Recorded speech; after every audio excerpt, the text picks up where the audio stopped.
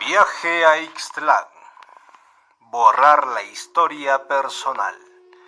Capítulo 2. Y estamos en la parte 2. Bueno, sean bienvenidos a la segunda parte. Empecemos con el capítulo. Jueves, diciembre 22, 1960. Don Juan estaba sentado en el suelo, junto a la puerta de su casa, con la espalda contra la pared. Volteó un cajón de madera para leche y me pidió tomar asiento y ponerme cómodo. Le ofrecí unos cigarrillos. Había llevado un paquete.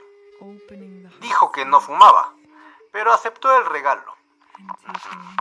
Hablamos sobre el frío de las noches del desierto y otros temas ordinarios de conversación.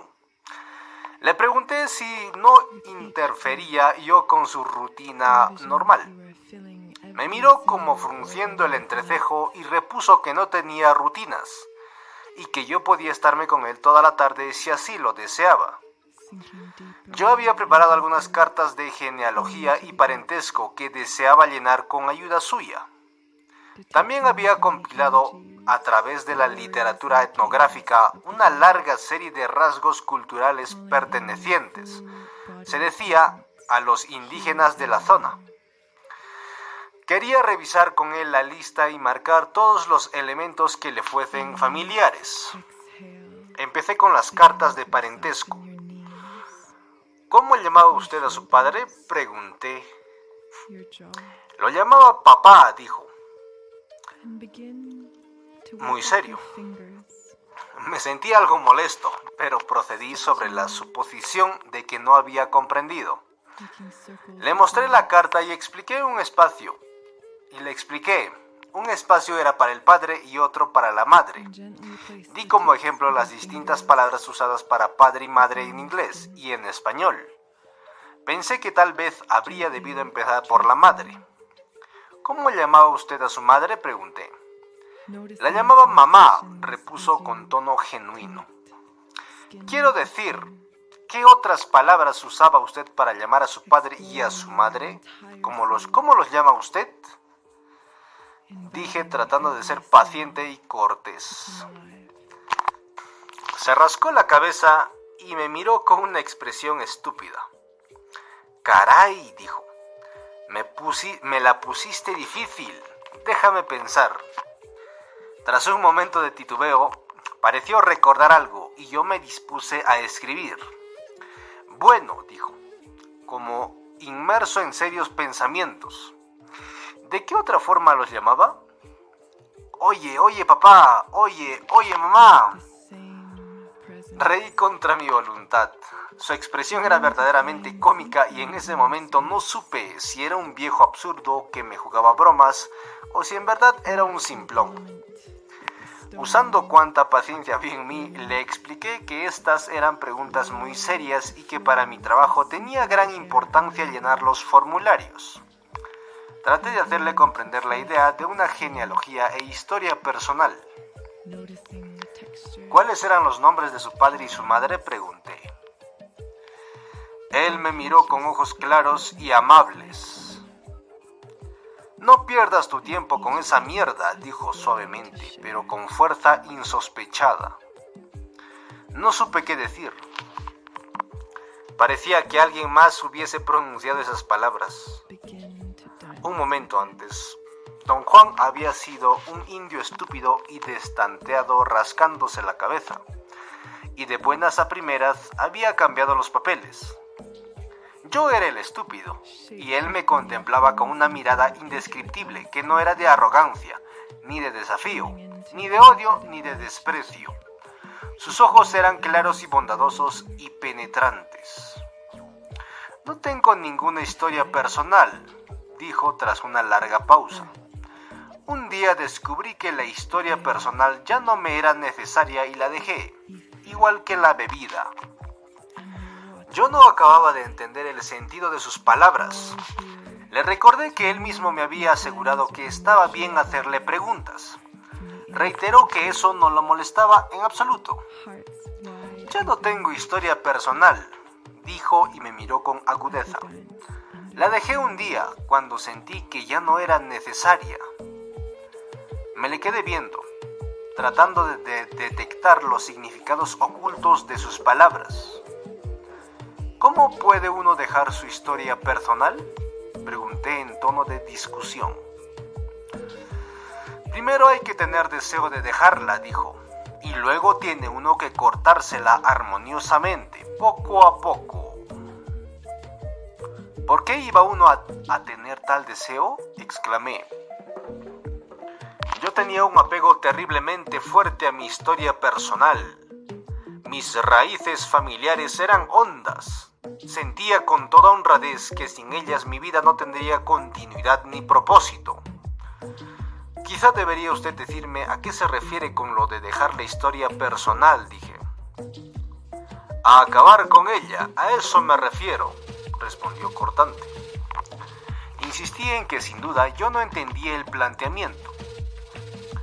Usted, por ejemplo, dije, usted es un yaqui, no puede cambiar eso. Lo soy, preguntó sonriendo. ¿Cómo lo sabes? Cierto, dije. No puedo saberlo con certeza en ese punto, pero usted lo sabe y eso es lo que cuenta. Eso es lo que hace que sea historia personal. Sentí haber remachado un clavo bien puesto. Ay, güey. El hecho de que yo sepa si soy yaqui o no, no hace que eso sea historia personal, replicó él. Solo se vuelve historia personal cuando alguien más lo sabe. Y te aseguro que nadie lo sabrá nunca de cierto.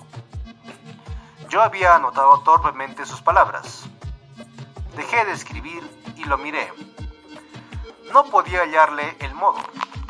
Repasé mentalmente las impresiones que de él tenía. La forma misteriosa e insólita en que me miró durante nuestro primer encuentro. El encanto con que había afirmado recibir corroboraciones de todo cuanto lo rodeaba. Su molesto humorismo y su viveza. Su expresión de auténtica estupidez cuando le pregunté por su padre y madre. Y luego la insospechada fuerza de sus aseveraciones que me había partido en dos. No sabes quién soy, ¿verdad?, dijo como si leyera mis pensamientos.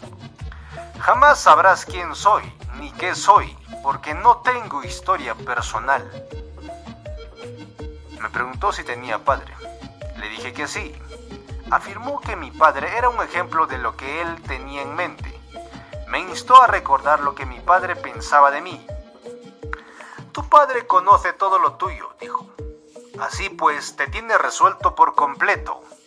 Sabe quién eres y qué haces, y no hay poder sobre la tierra que lo haga cambiar de parecer acerca de ti. Don Juan dijo que todos cuantos me conocían tenían una idea sobre mí, y que yo alimentaba esa idea con todo cuanto hacía. ¿No ves?, preguntó con dramatismo. Debes renovar tu historia personal, contando a tus padres o a tus parientes y tus amigos todo cuanto haces. En cambio, si no tienes historia personal, no se necesitan explicaciones. Nadie se enoja ni se desilusiona con tus actos. Y sobre todo, nadie te amarra con sus pensamientos. De pronto la idea se aclaró en mi mente.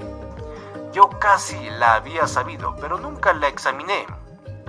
El carecer de historia personal era en verdad un concepto atrayente, al menos en el nivel intelectual. Sin embargo, me daba un sentimiento de soledad ominoso y desagradable. Quise discutir con él mis sentimientos, pero me frené. Algo había de tremenda incongruencia en la situación inmediata. Me sentí ridículo por intentar meterme en una discusión filosófica con un indio viejo que obviamente no tenía el refinamiento, entre comillas, de un estudiante universitario.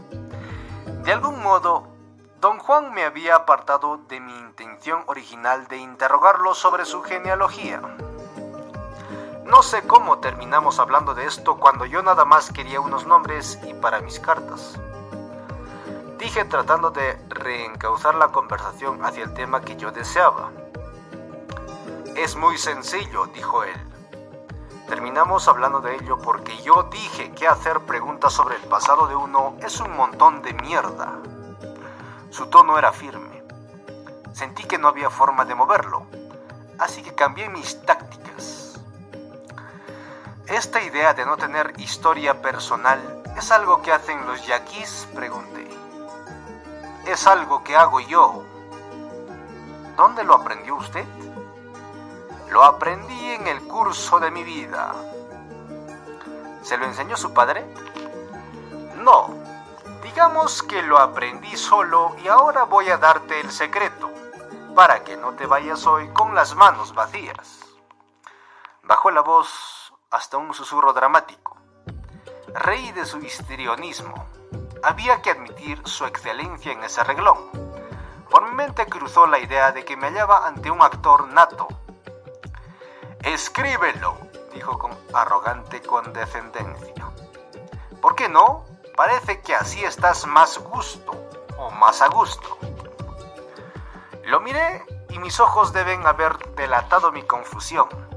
Él se dio palmadas en los muslos y rió con gran deleite. «Vale más borrar toda la historia personal», dijo despacio, como dando tiempo a mi torpeza de anotar sus palabras. «Porque eso nos libera de la carga de los pensamientos ajenos». No pude creer que en verdad estuviera diciendo eso. Tuve un momento de gran confusión. Él, sin duda, leyó en mi rostro mi agitación interna y la utilizó de inmediato. «Aquí estás tú, por ejemplo», prosiguió. «En estos momentos no sabes si vas o vienes. Y eso es porque yo he borrado mi historia personal. Poco a poco he creado una niebla alrededor de mí y de mi vida. Y ahora nadie sabe de cierto quién soy ni qué hago». «Pero usted mismo sabe quién es, ¿no?», intercalé. «Por supuesto que no», exclamó y rodó por el suelo riendo de mi expresión sorprendida. Había hecho una pausa lo bastante larga para hacerme creer que iba a decir que sí, como yo anticipaba. El subterfugio me resultó muy amenazante. En verdad me dio miedo. Ese es el secretito que voy a darte hoy», dijo con voz baja. «Nadie conoce mi historia personal. Nadie sabe quién soy, ni qué hago. Ni siquiera yo». Achicó los ojos. No miraba en mi dirección, sino más allá, por encima de mi hombro derecho. Estaba sentado con las piernas cruzadas. Tenía la espalda derecha y sin embargo parecía de lo más relajado. En aquel instante era la imagen misma de la fiereza. Lo imaginé fantasiosamente como un jefe indio, un guerrero de piel roja, en las románticas sagas fronterizas de mi niñez. Mi romanticismo me arrastró y un sentimiento de ambivalencia sumamente insidioso tejió su red en torno mío. Podía decir sinceramente que don Juan me simpatizaba mucho y añadir en el mismo aliento que le tenía un miedo mortal. Sostuvo esa extraña mirada durante un momento largo. «¿Cómo puedo saber quién soy cuando soy todo esto?», dijo barriendo el entorno con un gesto de su cabeza. Luego posó en mí los ojos y sonrió. «Poco a poco tienes que crear una niebla en tu alrededor. Debes borrar todo cuanto te rodea, hasta que nada pueda darse por hecho, hasta que nada sea ya cierto. Tu problema es que eres demasiado cierto. Tus empresas son demasiado ciertas. Tus humores son demasiado ciertos. No tomes las cosas por hechas. Debes empezar a borrarte». «¿Para qué?», pregunté belicoso. Se me aclaró que don Juan me estaba dando reglas de conducta a lo largo de toda mi vida. Yo había llegado al punto de ruptura cuando alguien trataba de decirme qué hacer. La sola idea de que me dijeran qué hacer me ponía de inmediato a la defensiva. Dijiste que querías aprender los asuntos de las plantas, dijo él calmadamente. ¿Quieres recibir algo a cambio de nada? ¿Qué te crees que es esto? Quedamos en que tú me harías preguntas y yo te diría lo que sé. Si no te gusta, no tenemos nada más que decirnos. Su terrible franqueza me despertó resentimiento y a regañadientes concedí que él tenía la razón. Entonces mírala por este lado, prosiguió. Si quieres aprender los asuntos de las plantas, como en realidad no hay nada que decir de ellas, debes, entre otras cosas, borrar tu historia personal. ¿Cómo?, pregunté. Empieza por lo fácil, como no revelar lo que verdaderamente haces. Luego debes dejar a todos los que te conozcan bien. Así construirás una niebla a tu alrededor. Pero eso es absurdo, protesté. ¿Por qué no va a conocerme la gente? ¿Qué hay de malo en ello? Lo malo es que, una vez que te conocen, te dan por hecho, y desde ese momento no puedes ya romper el lazo de sus pensamientos. A mí, en lo personal, me gusta la libertad ilimitada de ser desconocido. Nadie me conoce con certeza constante, como te conocen a ti, por ejemplo. Pero eso sería mentir. No me importan las mentiras ni las verdades, dijo con severidad. Las mentiras son mentiras solamente cuando tienes historia personal. Argumenté que no me gustaba engañar deliberadamente a la gente ni despistarla. Su respuesta fue que de cualquier manera yo despistaba a todo el mundo. El viejo había tocado una llaga abierta en mi vida. No me detuve a preguntarle qué quería decir con eso, ni cómo sabía que yo engañaba a la gente todo el tiempo. Simplemente reaccioné a su afirmación defendiéndome a través de explicaciones.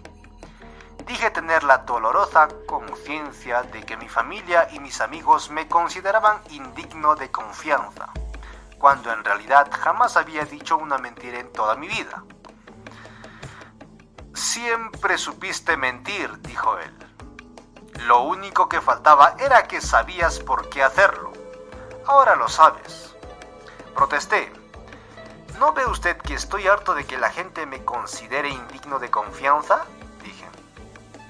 Pero si eres indigno de confianza, repuso con convicción.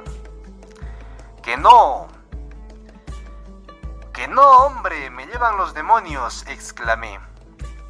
Mi actitud, en vez de forzarlo a la seriedad, lo hizo reír histéricamente. Sentí un enorme desprecio hacia el anciano por su engreimiento.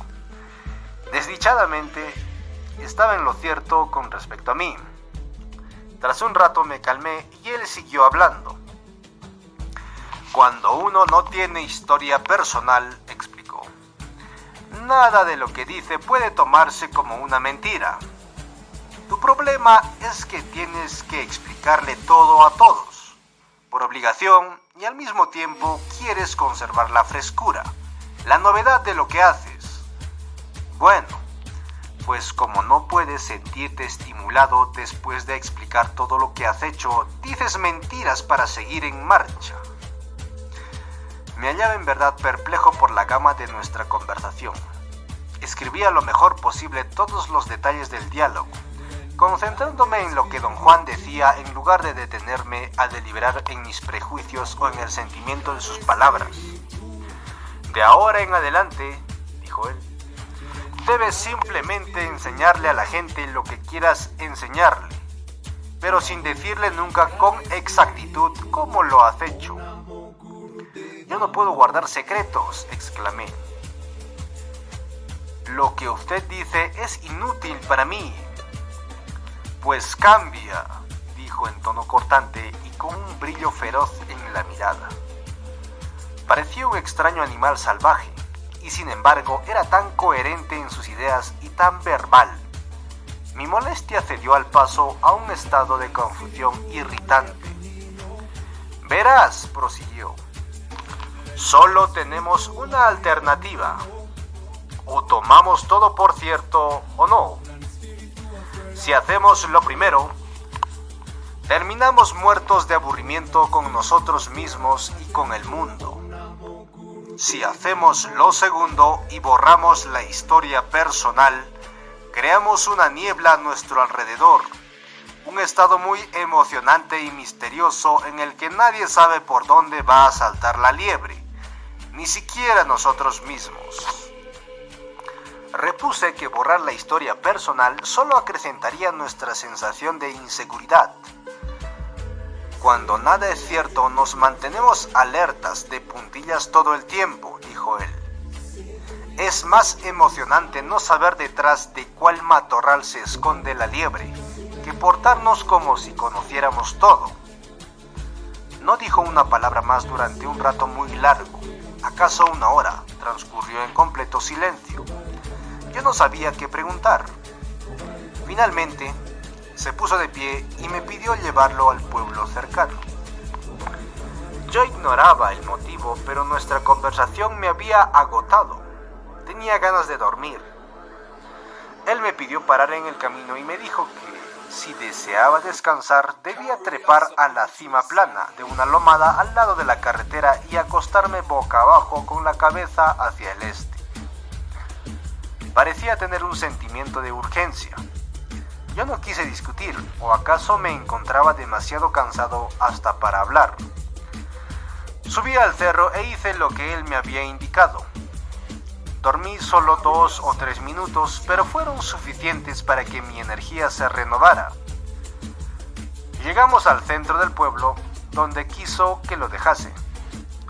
«Vuelve», dijo al bajar el coche. «Acuérdate de volver».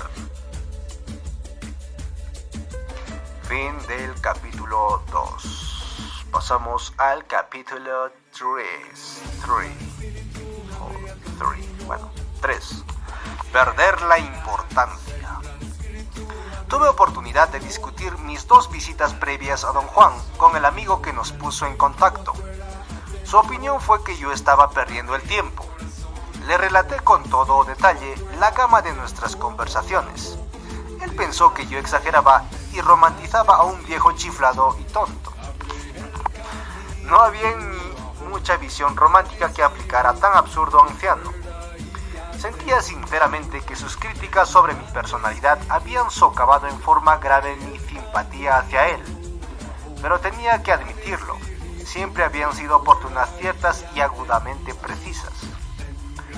En ese punto, el centro de mi dilema era que rehusaba a aceptar que Don Juan era muy capaz de desbaratar todas mis ideas preconcebidas acerca del mundo y a concordar con mi amigo en la creencia de que el viejo indio estaba simplemente loco.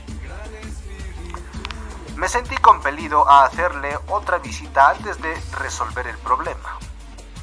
Miércoles, diciembre 28, 1960. Inmediatamente después de que llegué a su casa, me llevó a caminar por el chaparral del desierto. Ni siquiera miró la bolsa de comestibles que yo le llevé. Parecía haberme estado esperando. Caminamos durante horas. Él no cortó plantas ni me las mostró. En cambio, me enseñó una forma correcta de andar.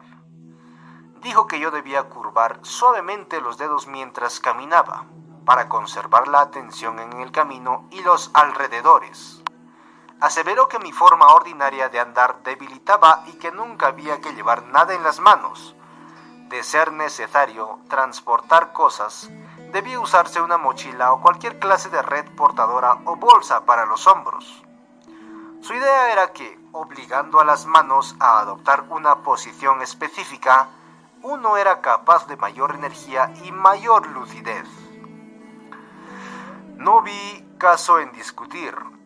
Curvé los dedos como él indicaba y seguí caminando. Mi lucidez no varió en modo alguno, ni tampoco mi vigor. Iniciamos nuestra excursión en la mañana y nos detuvimos a descansar a eso del mediodía. Yo sudaba y quise beber de mi cantimplora, pero él me detuvo diciendo que era mejor tomar solo un sorbo de agua. De un pequeño arbusto amarillento cortó algunas hojas y las mascó. me dio unas y señaló que eran excelentes. Si las mascabas despacio, mi sed desaparecería. No fue así, pero tampoco sentí malestar. Pareció haber leído mis pensamientos y explicó que yo no advertía los beneficios de la forma correcta de andar, ni los de masticar las hojas, porque era joven y fuerte y mi cuerpo no percibía nada por ser un poco estúpido. Rió. Yo no estaba de humor para risas y eso pareció divertirle más aún. Corrigió su frase anterior diciendo que mi cuerpo no era realmente estúpido, sino que estaba adormilado. En ese instante, un cuervo enorme voló por encima de nuestras cabezas, graznando. Sobresaltado eché a reír. Me pareció que la ocasión pedía risa, pero para mi absoluto asombro, él sacudió con fuerza mi brazo y me calló. Su expresión era sumamente seria. «Eso no fue chiste», dijo con severidad, como si yo supiera a qué se refería. Pedí una explicación. Era incongruente, le dije, que se enojara porque yo reía del cuervo, cuando nos habíamos reído de la cafetera. «Lo que viste no era solo un cuervo», exclamó. «Pero yo lo vi y era un cuervo», insistí. «No viste nada, idiota», dijo Osco. Su brusquedad era injustificada. Le dije que no me gustaba hacer enojar a la gente y que tal vez sería mejor irme, pues él no parecía estar de humor para tolerar compañía. Él rió a carcajadas, como si yo fuese un payaso que actuaba para él. Mi molestia e irritación crecieron proporcionalmente. «Eres muy violento», comentó despreocupado. «Te molestas demasiado en serio». «¿Pero no estaba usted haciendo lo mismo?», interpuse. «¿Tomándose en serio cuando se enojó conmigo?». Dijo que enojarse conmigo era lo que más lejos estaba de su pensamiento. Me miró con ojos penetrantes. «Lo que viste no era acuerdo del mundo», dijo. «Los cuervos que vuelan o graznan no son nunca un acuerdo. Eso fue una señal». «¿Una señal de qué?». «Una indicación muy importante acerca de ti», repuso crípticamente. En ese momento, el viento arrastró hasta nuestros pies la rama seca de un arbusto. «Eso fue un acuerdo», exclamó él, y mirándome con ojos relucientes, estalló en una carcajada. Tuve la sensación de que, por molestarme, inventaba sobre la marcha las reglas de su extraño juego. Así él podía reír, pero yo no. Mi irritación volvió a expandirse y le dije lo que pensaba de él. No se disgustó ni se ofendió para nada. Rió y su risa acrecentó más aún mi angustia y mi frustración. Pensé que deliberadamente me humillaba. Decidí allí mismo que ya estaba harto del trabajo de campo. Me puse en pie y le dije que deseaba emprender el regreso a su casa, porque tenía que salir rumbo a Los Ángeles. «Siéntate», dijo imperioso. «Te pones de malas como señora vieja. No puedes irte ahora, porque todavía no hemos terminado». Lo odié. Pensé que era un hombre despectivo. Empezó a cantar una idiota canción ranchera. Obviamente estaba imitando a algún cantante popular. Alargaba ciertas sílabas y contraía otras, convirtiendo la canción en todo un objeto de farsa. Era tan cómico que acabé por reír. «¿Ya ves? Te ríes de la canción estúpida», dijo. «Pero el que canta así y los que pagan por oírlo no se ríen, piensan que es seria». «¿Qué quiere usted decir?», pregunté. Pensé que había urdido el ejemplo para decirme que yo reí del cuervo por no haberlo tomado en serio. Igual no había tomado en serio la canción, pero me desconcertó de nuevo.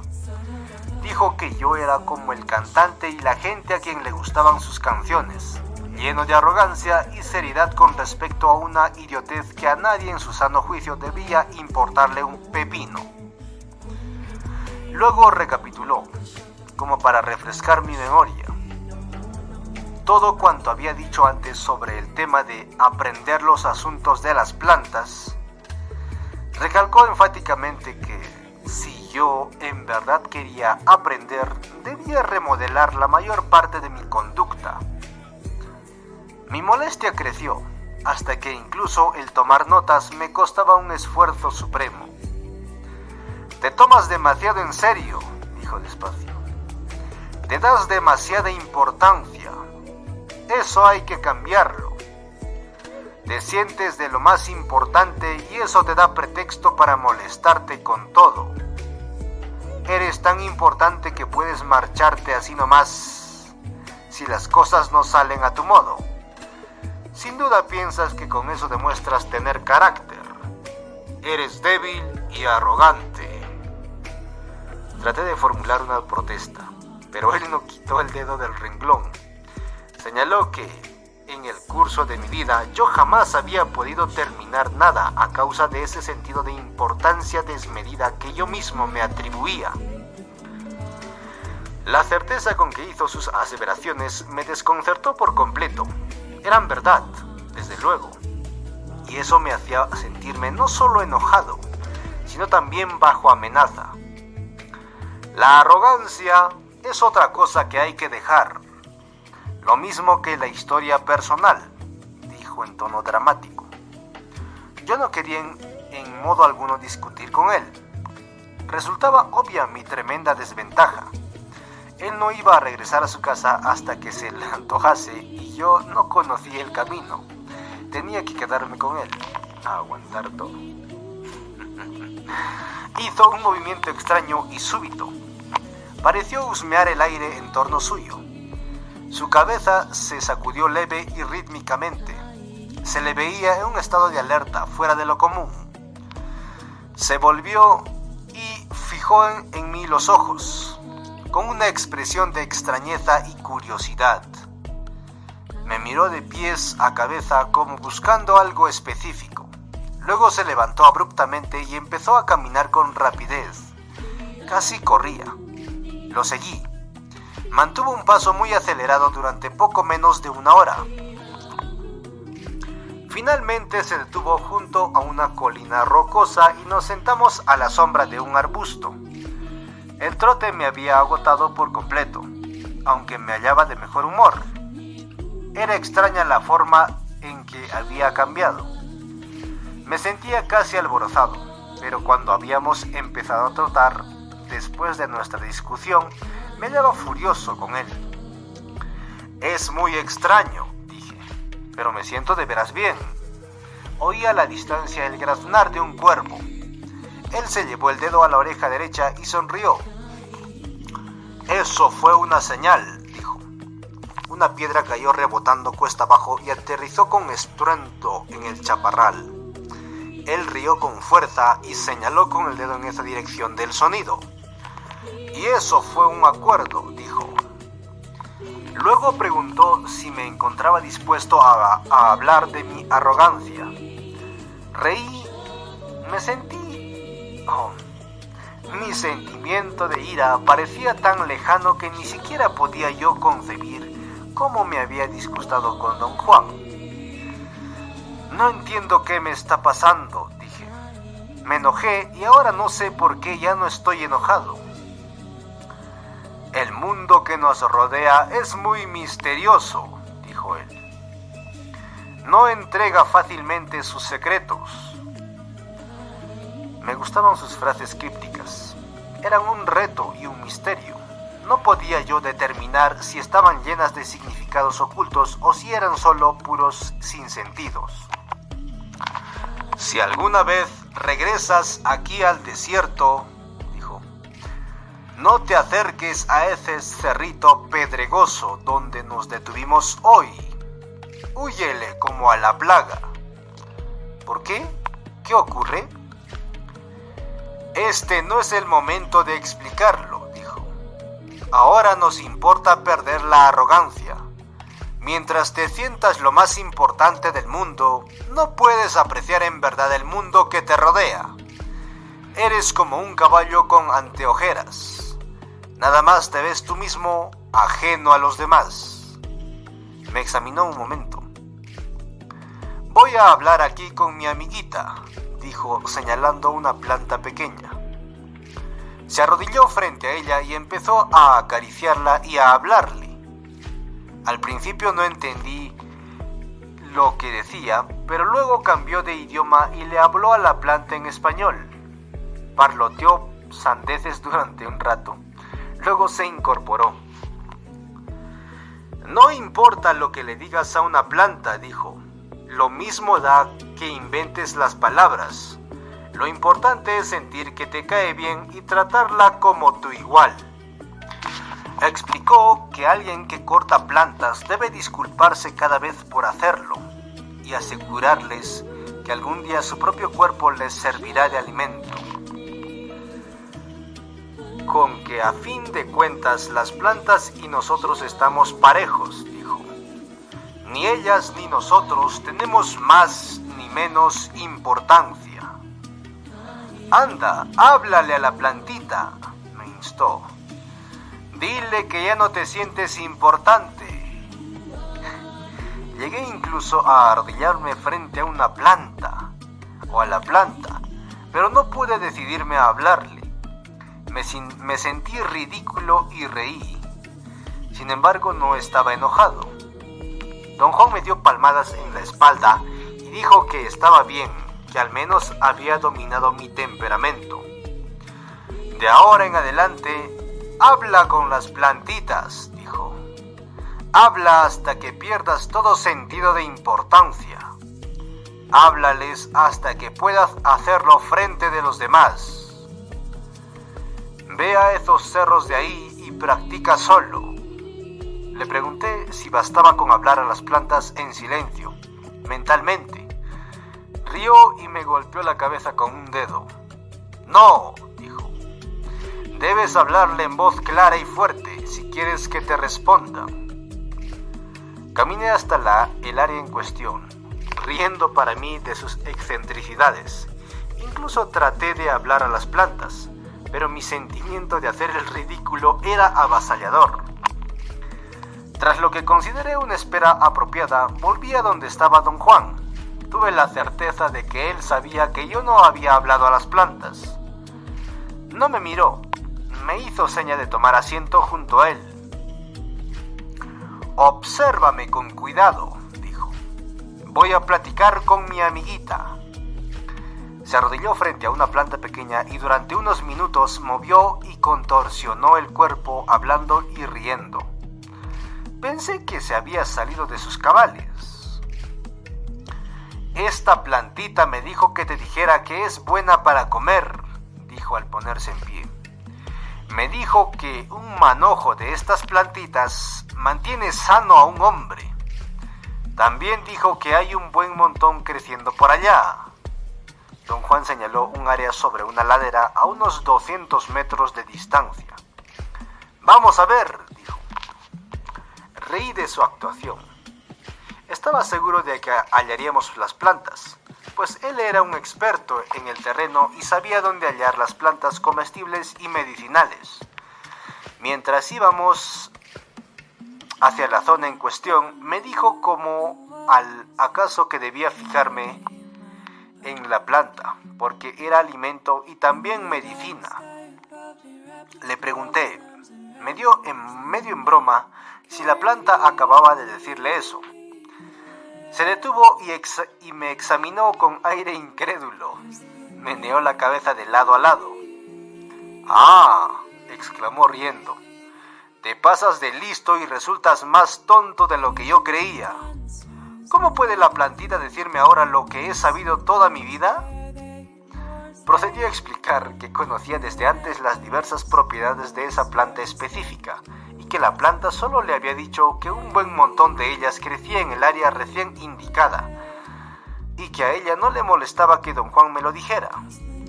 Al llegar a la ladera encontré todo un racimo de las mismas plantas. Quise reír, pero don Juan no me dio tiempo. Quería que yo diese las gracias al montón de plantas. Sentí una timidez torturante y no pude decidirme a hacerlo. Él sonrió con benevolencia e hizo otra de sus aseveraciones crípticas. La repitió 3 o 4 veces, como para darme tiempo de descifrar su sentido. El mundo que nos rodea es un misterio, dijo. Y los hombres no son mejores que ninguna otra cosa. Si una plantita es generosa con nosotros, debemos darle las gracias, o quizá no nos deje ir. La forma en que me miró al decir eso me produjo un escalofrío. Apresuradamente me incliné sobre las plantas y dije, «Gracias», en voz alta. Él empezó a reír en estallidos calmados, bajo control. Caminamos otra hora y luego iniciamos el camino de vuelta a casa. En cierto momento me quedé atrás y él tuvo que esperarme. Revisó mis dedos para ver si los había curvado. No era así. Me dijo, imperioso, que cuando yo anduviera con él tenía que observar y copiar todas sus maneras, o de lo contrario mejor haría no yendo. No puedo esperarte. Review. No puedo estarte esperando como si fueras un niño, dijo en tono de regaño. Esa frase me hundió en las profundidades de la vergüenza y el desconcierto. ¿Cómo era posible que un hombre tan anciano caminase mucho mejor que yo? Me creía de constitución atlética y fuerte, y sin embargo él había tenido que esperar a que yo me le emparejara. Curvé los dedos y extrañamente pude mantenerme a su paso sin ningún esfuerzo. De hecho, en ocasiones sentía que las manos me jalaban hacia adelante. Me sentía exaltado. Era por completo feliz caminando tontamente con ese extraño viejo indio. Empecé a hablar y le pregunté repetidas veces si podría mostrarme algunas plantas de peyote. Él me miró, pero no dijo una sola palabra. Fin de nuestra parte 2, el cual abordamos el capítulo 2 y 3. Bueno, pues gracias por escucharnos y adiós una vez más.